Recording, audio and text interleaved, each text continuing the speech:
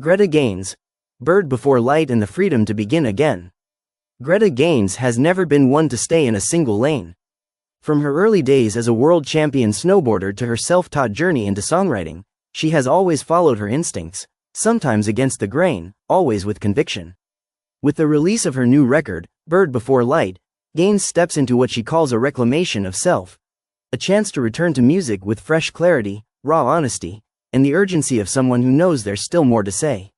At this point in my life, I want to be free of all the boxes, she said. I've toiled away to get to this exact moment where I have the potential to be the most free, not to walk away from responsibilities, but to follow the calibrations of my inner workings. I want to live out loud. That pursuit of freedom runs like a thread through Bird Before Light. Written and refined over 2 years, the 10-song collection balances delicate, searching moments with her natural love of rock's louder edges. I like to rock, she said, but some of these songs are much more delicate. It's about dynamics, moving between the soft and the hard, a return to self. The album's title, Bird Before Light, is more than a poetic turn, it's a metaphor for renewal. This album was a return to self and remembrance of who I was before I had kids, she explained. For the last 20 years, my life force energy went into raising these 2 boys. Now they're gone, and I'm left asking, what do I do with all of this extra energy? The songs, she says, are carefully sequenced to reflect an arc of transition. From the tongue-in-cheek swagger of Moderation, co-written with Dan Byrne on her mother-in-law's Upright Steinway, to the radiant joy of Sonic Bloom, which links the dawn chorus of birds with the awakening of plants, Gaines approaches her craft with a blend of seriousness and play. It's heavy subject matter in places, she admitted, but I wanted levity and joy, too. I wanted it to bounce. Growing up between cultures, that balance of weight and lift may come naturally to Gaines, who grew up straddling cultures in South Newbury, New Hampshire. Her parents, both Alabama-born artists, relocated to New England in 1970, leaving their daughter to feel like a fish out of water, among Yankees with different accents and social codes. I absorbed a lot of Yankee ingenuity and self-reliance, but I also craved the warmth of Southern culture, she recalled. At 25, I moved to Nashville to reconnect with those roots. Her parents' record collection, Emmylou Harris, Dolly Parton, Willie Nelson, gave her an early soundtrack steeped in classic country.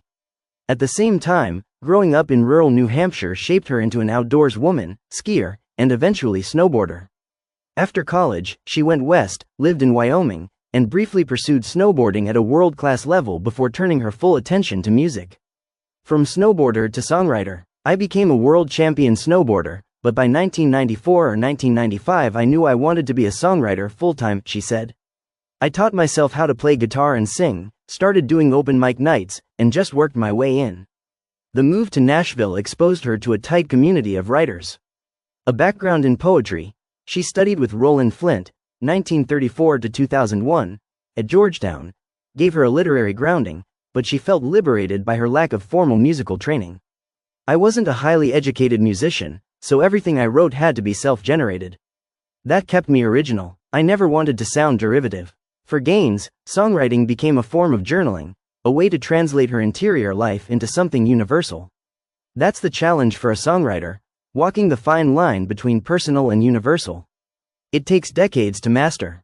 Over her career, 2 songs in particular have stood as milestones, Lonely and Heal Me. Lonely is fun to sing, but it's also about something deeper, she said. In relationships, people talk about the beginning or the end, but not the middle, that stuck place where nothing is happening and you can't get unstuck. That's a scary place, and that's what some of my songs are about.